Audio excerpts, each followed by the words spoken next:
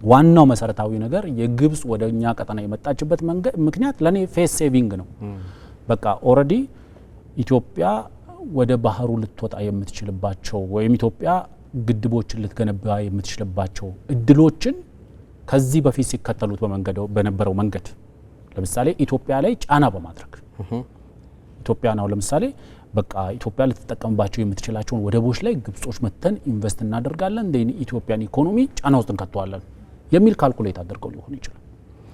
አሁን ባለው ዓለም ከ10,000 የማይሞላ ወታደር ሶማሊያ ውስጥ አስገብቼ ሰላም ማስከበር አለብኝ ብላ ለምና ምላ ተገዝታ እሰማራለሁ ያለችው ግብጽ በምንድነው ከሶማሊያ ውስጥ እስካሁን ሰራዊቷን ያሰማራችው?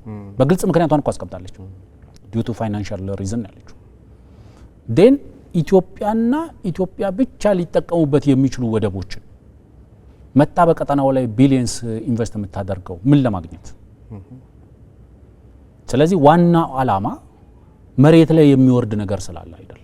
ከጅቡቲ ጋር ለምሳሌ ተደጋጋሚ የሶላር ኢነርጂ እንትን ለማምረት ተደጋጋሚ ስምምነቶች አድርጓል። አንድ መሬት ላይ ወረደ ስምምነት አለ።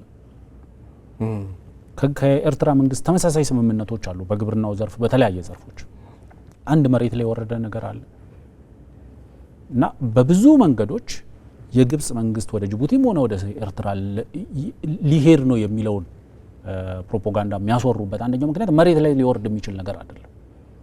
መሬት ላይ ከወረደም የጅቡቲ ዶራሌ ወደብን ወይም ደግሞ ታጁራ ወደብ ላይ በግልጽ በመረጃ እንደተቀመጠው እንግዲህ ዶራሌ ወደብ ላይ የሎጂስቲክ የኢነርጂ ምናምን ስራ እንሰራለን then what for whom ማሊ ተጠቀመበት ለጅቡቲ ኢኮኖሚ ነው የሚሰራው? ለደቡብ ሱዳን ነው በኢትዮጵያ አቋርጦ ለሚጠቀመው? ለማን ነው የምትሰራው? ስለዚህ the only thing ለኔ ግብጽ ወደ እነዚህ አካባቢዎች የምትመጣው ኢትዮጵያ ላይ ጫና ለማሳደር እየሰራው ነው የሚል መልእክት ለህዝቡ ለማስተላለፍ ለግብጽ ህዝብ የሚነገረው መንግስት የሚያስፈልግህ ኢትዮጵያን ለመረበሽ ነው፣ ኢትዮጵያን ጫና ውስጥ ለመክተት ነው፣ ኢትዮጵያ ወንዙን እንዳትጠቀም ወደ ባህሩም እንዳትመጣ ለማድረግ ነው። ስለዚህ ስራችንን እየሰራ ነው ለማለት ነው። በቃ ኢትዮጵያን እያስጨነቅናት ነው ከበባ ውስጥ። እኛ ደግሞ አይ ከበባውን መስበር ሳይሆን ከበባውን መክበብ ይሻላል የሚል ስትራቴጂ ተከተለ ሰፋ አርግተህ ዲፕሎማሲን አስፍተን እንቅስቃሴ እያደረግን።